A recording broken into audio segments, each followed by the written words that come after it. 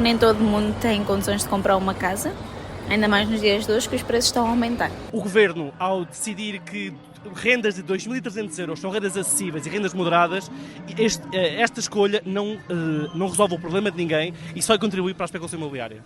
Acho que é um bocadinho frustrante e desanimador perceber que é tão difícil alcançar algo que é básico e essencial. Pronto, é isso, é frustrante, é um processo que requer muita energia, muita paciência, e não é algo que apeteça enfrentar, não é? Acho que está na altura de acordarem, de olharem para as ruas, olharem para os portugueses que estão a sofrer neste momento, jovens que não conseguem sair da casa dos pais, como eu estudo, eu já trabalho e não consigo sair da casa dos pais. Olá, eu sou a Ana Bárbara Duarte. Eu sou a Beatriz Silva. Eu sou a Inês Valente. Eu sou a Mafalda Gonçalves. E eu sou a Margarida Correia. Neste Repórter 360 tentamos perceber qual é o impacto da crise da habitação e as consequências que isso tem na vida dos portugueses.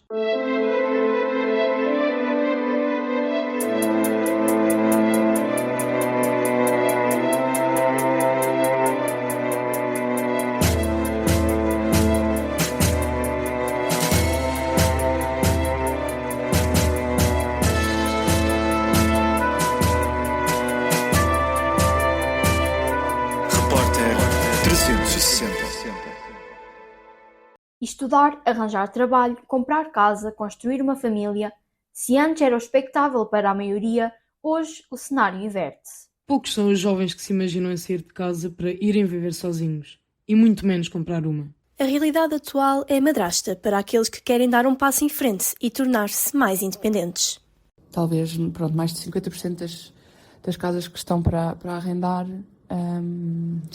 têm esse problema, que o preço está inflacionado e não corresponde à qualidade. Inês Bentes tem 26 anos e esteve à procura de casa durante 5 meses. Ao longo do processo, apontou grandes dificuldades como o preço elevado das rendas, a procura alta de alojamento e imóveis com poucas condições para o valor que era pedido.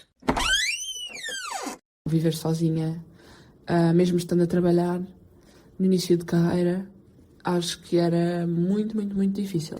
O caso da Inês está longe de ser o único. Em Portugal, os preços da habitação continuam a subir a um ritmo superior à média europeia. Os dados do Eurostat revelam um aumento de 19% só no último ano e de quase 180% desde 2015. No caso das rendas, verifica-se um aumento na ordem dos 50% na década, o que explica a dificuldade que tantos jovens portugueses enfrentam ao sair de casa dos pais. Para muitos estudantes, encontrar um quarto é um desafio cada vez mais difícil. O mais difícil para mim foi encontrar casa. Nós vemos imensas casas disponíveis para compra ou para arrendamento, mas são casas a preços que as pessoas não podem pagar. Eu vivo há 10 anos em Lisboa e só agora é conseguir viver numa casa só para mim, com condições dignas, quer de renda, quer de condições da casa. A maior parte dos estudantes tem de estar a trabalhar para conseguir pagar uma casa. O alojamento estudantil é hoje uma das maiores pressões sobre toda a área metropolitana, onde há uma maior concentração de universidades e milhares de estudantes deslocados. João Seixas, professor na Faculdade de Ciências Sociais e Humanas da Universidade Nova de Lisboa, é investigador no Centro Interdisciplinar de Ciências Sociais e estuda o desenvolvimento e o planeamento urbano e considera que o alojamento estudantil é um dos problemas mais sérios que Lisboa enfrenta atualmente. Bom, o alojamento estudantil em Lisboa é das situações, no meu entender, é das situações mais sérias que a cidade enfrenta neste momento. É a capital, é a região principal do país, em termos urbanos, e é natural que aqui existam muitos equipamentos universitários e, portanto, aqui concentra-se uma parte importante do ensino superior do país. E, portanto, sempre foi agregador, sempre foi atrativo para os jovens, não só quererem entrar no ensino superior, para conhecimento, para emanciparem, para terem a sua vida, em termos de pedagogia, em termos de depois futuro trabalho profissional, etc., mas também para uma emancipação também da família, emancipação individual, social, urbana, tudo isto é muito importante.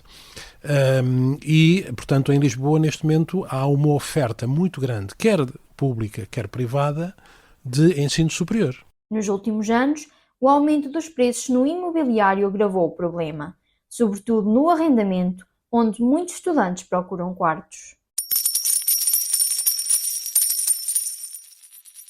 O mercado imobiliário sobreaqueceu muito os seus preços nos últimos 10 anos, pelo menos, estamos em 2026, portanto, desde 2016, por vários fatores, se quiserem podemos falar desses fatores, os preços do imobiliário estão neste momento muito, muito altos, muito sobreaquecidos, quer na compra de casa, mas para o caso do alojamento estudantil isso não é tão importante, pode ser uma parte. Há estudantes ou pais dos estudantes que compram casas para virem para cá estudar, mas é sobretudo na questão do arrendamento. Em linguagem técnica falta stock. Há poucos quartos para arrendamento. Os poucos são ocupados rapidamente, mesmo que quando as rendas são muito caras, e por sua vez há muito insuficiente o número de quartos a preços acessíveis. Para responder a esta realidade, existem alguns programas que tentam aliviar a pressão, incentivando rendas mais acessíveis, tanto em residências públicas como no mercado privado. O que é que poderiam ser quartos a preços acessíveis? São os quartos em residências universitárias públicas? Ou podia ser também quartos em residências privadas, em casas privadas, mas com programas do Estado ou das câmaras municipais que apoiem que a renda seja mais barata. Existem alguns programas. O Programa de Apoio ao Arrendamento, por exemplo, o PAA, faz com que um proprietário possa arrendar uma casa inteira ou, como se costuma dizer, partes de casa, leia-se, quartos, não é? Até o máximo de 20% abaixo da média do trimestre anterior do preço de mercado. Isso, se assim o fizer, e com contrato formal, não paga imposto sobre o seu rendimento recebido, IRS zero, o que é interessante. E há alguns programas que estão a ir nesse sentido, como o PAA, e, por exemplo, na minha universidade, na Universidade Nova de Lisboa, há um programa que foi criado há cerca de um ano e meio, que se chama Rede Um Quarto, em que privados, famílias ou pessoas que vivem sós podem alugar quartos em suas casas com esses valores máximos, bem abaixo do preço de mercado, e que têm o incentivo de não ter imposto.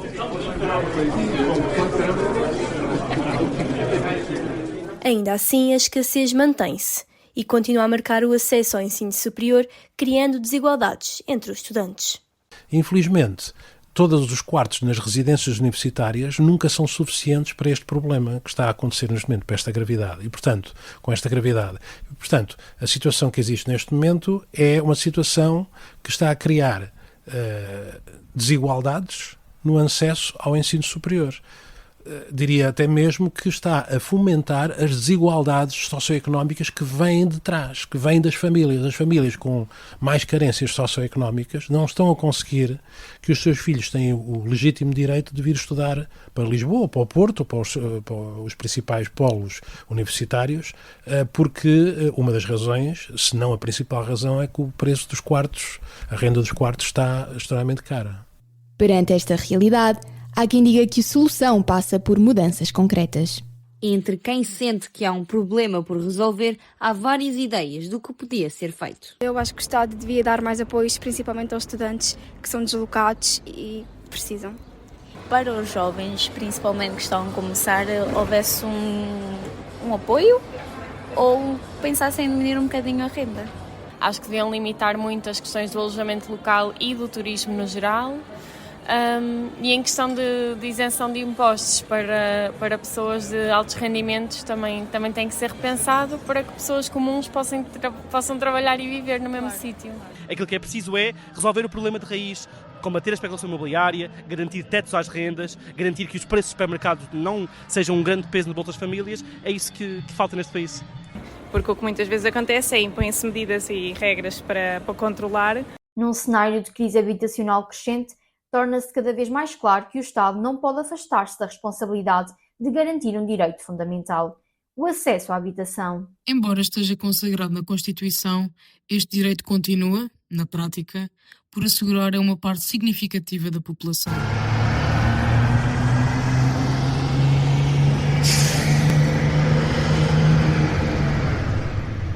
Helena Roseta, arquiteta e antiga deputada, acompanha há décadas as políticas públicas de habitação e defende que a crise atual resulta da falta de investimento na habitação pública em Portugal. A crise da habitação em Portugal neste momento é uma crise estrutural. Nós tivemos, durante 50 anos, apenas 2 grandes programas de previsão de habitação pública. Um logo a seguir ao 25 de Abril, que se chamou Serviço de Apoio Ambulatório Local, e depois tivemos em 1993 um programa chamado Programa Especial de Realojamento, PER, que foi para acabar com as barracas na zona de Lisboa e Porto. A partir daí as políticas de habitação foram subsídios, apoios fiscais, bonificação de juros, mas não habitação pública. Apesar dos sucessivos anúncios de medidas para responder à crise da habitação, a execução no terreno continua aquém do prometido. Muitos dos apoios anunciados não chegam à população. Os projetos ficam por concretizar e os prazos são sistematicamente ultrapassados. No caso do alojamento estudantil e da habitação acessível, as respostas têm sido consideradas insuficientes e tardias face à urgência do problema. Porque neste momento encontrar a casa, para um estudante encontrar um quarto ou encontrar uma casa é a lei da selva. E eu costumo citar um poeta francês, René Char, C-H-A-R, René Char, que diz um verso muito bonito: há guerras que não acabam nunca. E esta luta pelo direito à habitação, para mim, vou fazer qualquer dia 80 anos, é uma guerra que não acaba nunca. Só acaba no dia em que efetivamente houver políticas públicas sérias que podem existir, que já existiram em Portugal, mas que neste momento estão todas desviadas para favorecer os mercados e não para favorecer as famílias.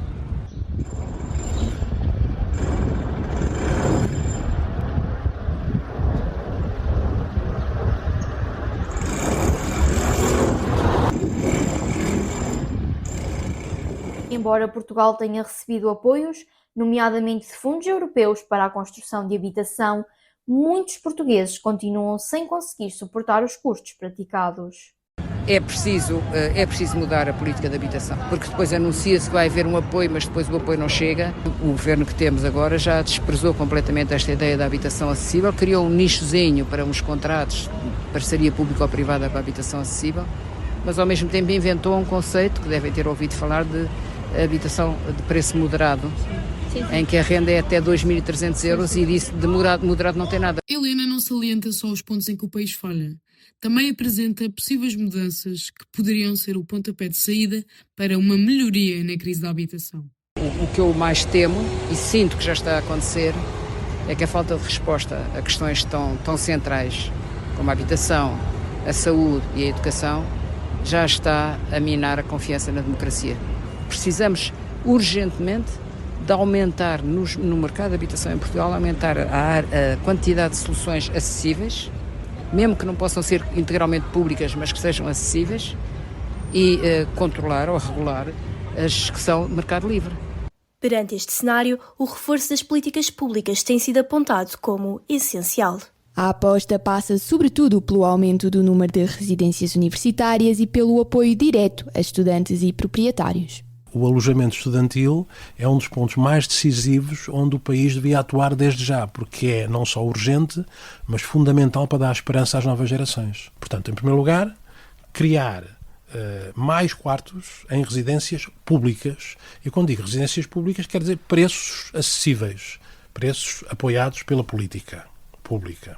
Também o mercado privado é visto como parte da solução através de incentivos que promovam rendas mais baixas. Outro aspecto que me parece muito importante é que, dado que a situação do mercado imobiliário, não diria do mercado imobiliário, corrijo, a situação do imobiliário, da propriedade em Portugal é sobretudo privada, mais de 90% da propriedade em Portugal, e sobretudo aqui na região de Lisboa, é de privados, também se devem criar mecanismos políticos para que se possa arrendar propriedade privada a preços acessíveis. Ao mesmo tempo, o crescimento do alojamento turístico continua a levantar desafios com a redução da oferta disponível para uma habitação permanente. É evidente que a proliferação de alojamentos locais, eu gosto mais de utilizar o termo alojamentos turísticos.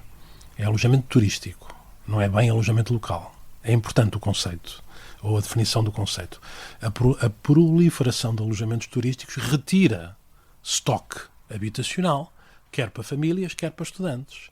Ao mesmo tempo também, a proliferação do alojamento turístico faz com que muitos proprietários prefiram colocar as habitações ou as casas que têm, ou mesmo os quartos, para um hipotético rendimento turístico que hipoteticamente será maior do que para arrendamento mais permanente. E, portanto, é uma parte da questão, sem dúvida nenhuma. O turismo, tal como muitas outras questões nas cidades, deve ser gerido com atenção. É importante para uma cidade como Lisboa, é fundamental para a economia, para a sociedade e para a nossa cultura recebermos as pessoas, recebemos os turistas, recebemos os estrangeiros, recebemos as pessoas de fora e não só os estrangeiros, os nacionais também vêm a Lisboa, mas também é importante perceber como é que se pode gerir, não diria equilíbrio, porque o equilíbrio entre duas massas que têm produtividades e rentabilidades diferentes não é assim tão simples. Mas é preciso gerir o estoque para cada necessidade. Quando estamos a prejudicar alguns dos elementos mais basilares de uma cidade, que é a residência mais permanente, ou o acesso dos estudantes às nossas universidades, então é porque as coisas estão muito desequilibradas, de facto. Ainda que devagar, começam a surgir sinais de mudança e, para alguns estudantes, encontrar casa já não é tão difícil como nos momentos mais críticos. As iniciativas públicas são sobretudo os apoios financeiros, que são poderosos, são muitos centenas de milhões de euros para novas residências universitárias. E isso é importante.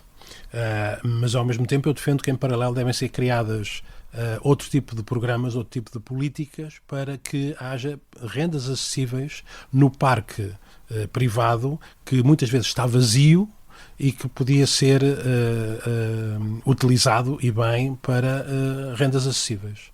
Procurar uma casa pode ser um processo longo, incerto e muitas vezes frustrante.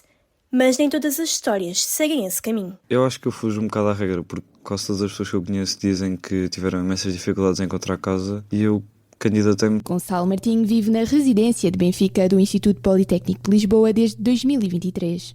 Antes de chegar ao local onde está hoje, passou por outras soluções com menos condições. Agora descreve um dia-a-dia mais estável e próximo da faculdade. As condições são mesmo muito boas, ou seja, a minha cozinha é partilhada, mas não é partilhada com o andar inteiro e é só com as pessoas que vivem ali no meu apartamento, portanto divido cozinha somos 6 e divido uma cozinha que é muito melhor do que 30. Pronto, o dia-a-dia é muito melhor, as condições são muito melhores, há muito melhor isolamento. Ainda há quem, como o Gonçalo, consiga equilibrar as despesas fixas com uma vida vivida com algum conforto.